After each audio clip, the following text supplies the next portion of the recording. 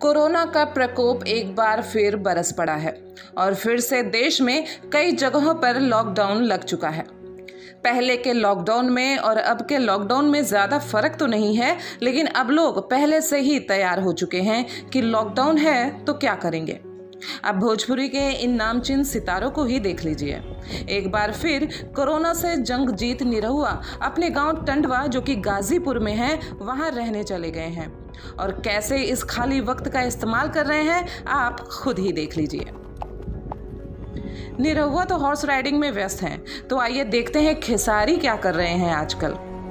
तो आपको बता दें, खेसारी को 2 काम सबसे ज्यादा पसंद है और वो वही कर रहे हैं।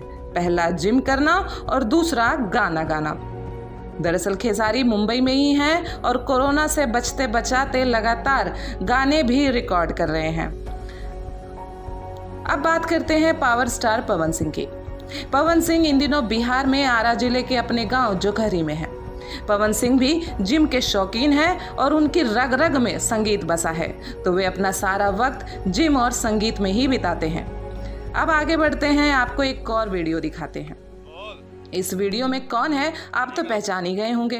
अगर आपका बैट्समैन पर ध्यान अभी तक नहीं गया है तो बता दूं, बैट्समैन हैं प्रदीप पांडे उर्फ चिंटू, जो कि सूट बूट में क्रिकेट खेलते नजर आ रहे हैं।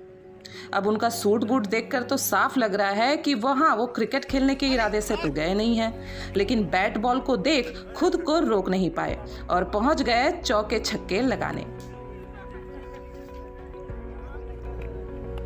Oh my God.